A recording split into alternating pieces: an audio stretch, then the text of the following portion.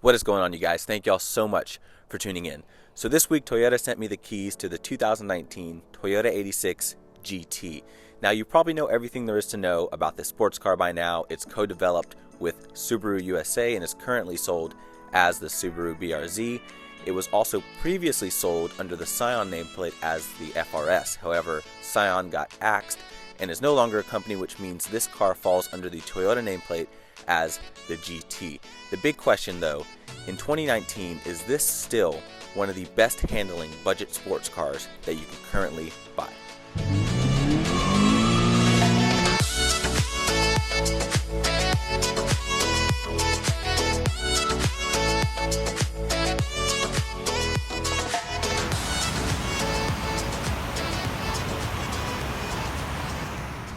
Now, since we already know pretty much everything there is to know about this car, for those of you who are not familiar, I'm going to go over it very quickly. Now, starting with the color, this color is known simply as a blaze. It is a shiny, nice cherry red. It doesn't have any flake or metallic to it. It's just a gloss red. It actually looks really good. It does a great job of highlighting the lines on this car. You can really see all the details of all the creases and all the contours on the car, but on the back it does show a little bit of orange peel, which I'm not too crazy about. But coming to the front, you have its own unique front end from the BRZ and the old FRS. It has full LED headlights, so your low beams, high beams, fog lamps, daytime running lights, even your turn signals are going to be full LEDs. Now, coming to the headlamp stock, it has 86 written on there, which is pretty cool, and the car itself is like really short. So I'm 6 feet tall, and the top of the car comes right below my chest, so that gives you guys any sort of a reference. Another thing I thought was pretty cool is I forgot that this had a double bubble hood.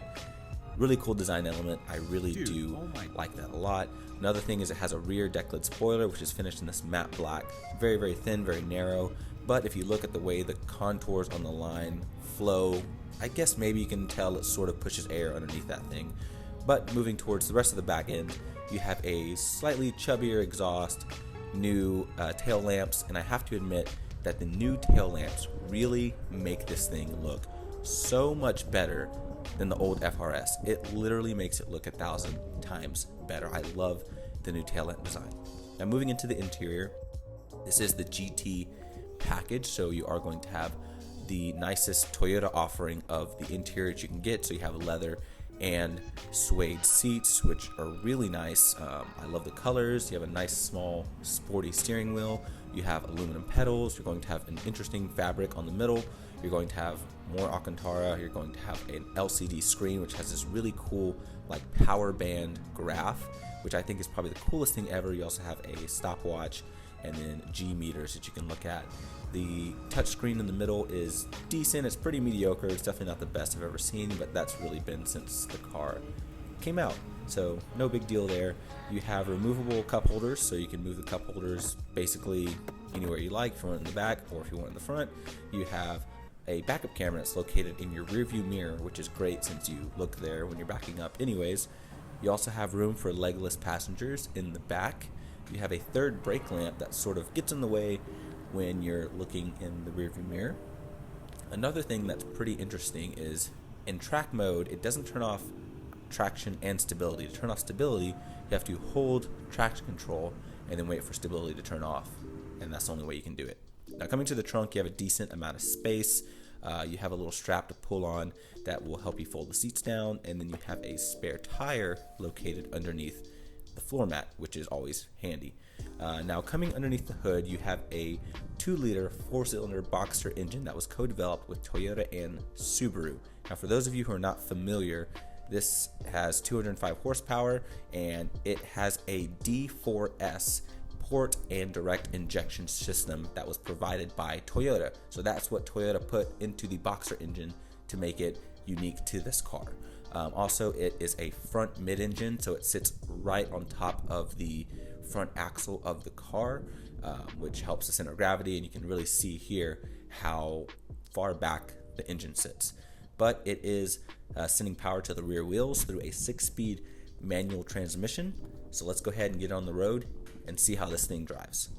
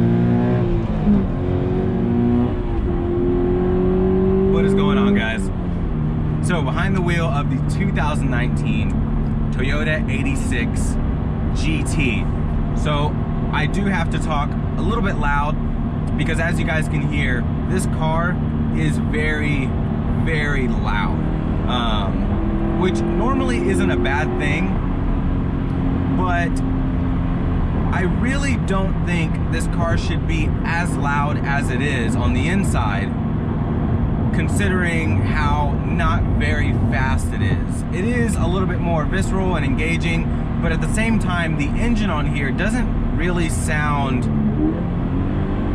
good. It's there, it's loud, but I wouldn't really call it a good sound. But it's a sports car. It's not supposed to be a Lexus. Now, we can't talk about the 86, FRS, BRZ, whichever one you want to talk about, without talking about the Mazda Miata. So this does not compete with the Miata directly. Neither does the Miata compete with this in any really form or fashion.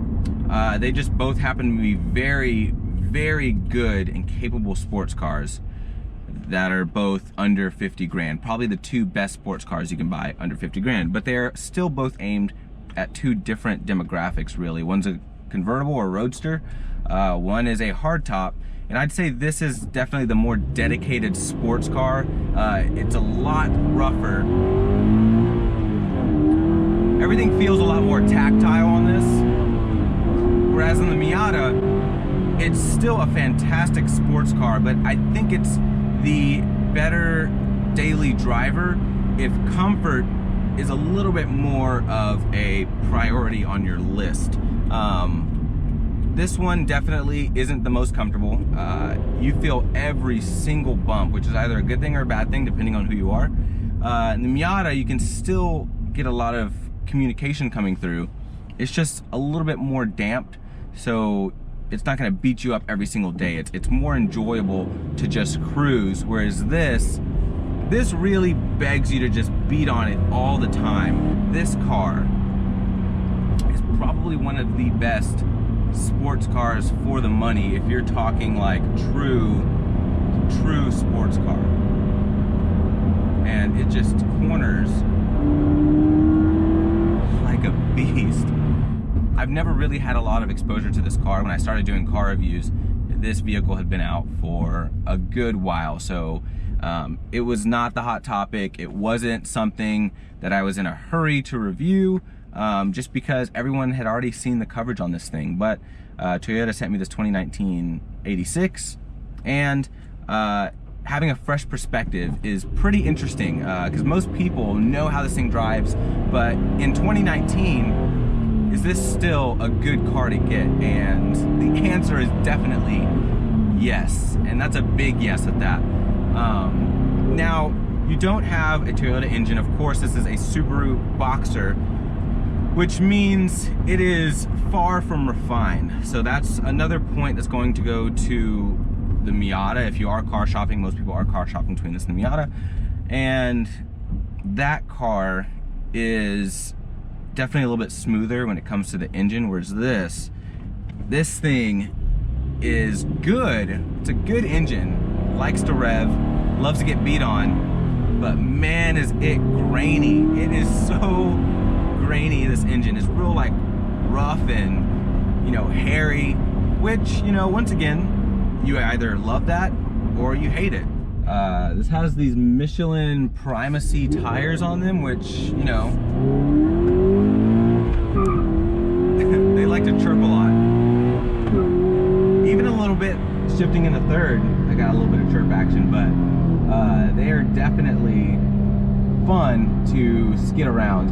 And I will say it's a lot easier and a lot more controlled when you get this car sideways as opposed to the Miata. It's actually really hard to get the Miata sideways, and then once you do, it's very hard to maintain and control it because it does have a decent amount more body roll than this does. This is just flat, and because of that, it just feels like it's like sliding so in such a controllable manner that when it does get sideways, you don't freak out, you don't get scared, you just correct it if you know how to correct and go about your business. It's really, really impressive. You know, for a car that's as tested a little bit below $30,000, the dynamics, the pure dynamics of this car are absolutely incredible. I can't believe it's taken me this long to get behind the wheel of this thing, because it is so good, guys.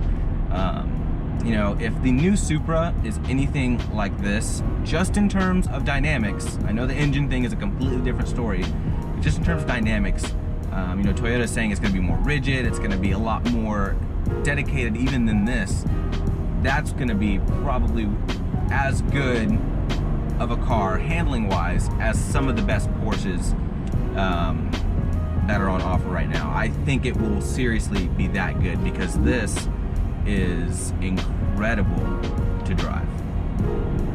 Well, everyone, that's going to wrap up my review of the 2019 Toyota 86 GT. This is one incredible budget sports car, and in the year 2019, it's still an incredible vehicle. And with more cars going to automatics, it's so good to have a 6-speed manual, rear-wheel drive, front engine, lightweight, great weight distribution, and this thing will just take every single thing that you throw at it. The shifts are crisp, everything's responsive, and if you can get over a very loud interior, an incredibly uncomfortable, bumpy ride, then this will be an incredibly rewarding vehicle to beat around and to take on a curvy mountain road. It's just really good.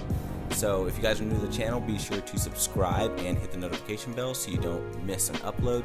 Also, be sure to check out the bar underneath this video to check out my merchandise if you guys want to help support the channel. But thank you guys so much for tuning in, and I hope to see you all next video. Y'all take care. See you next time.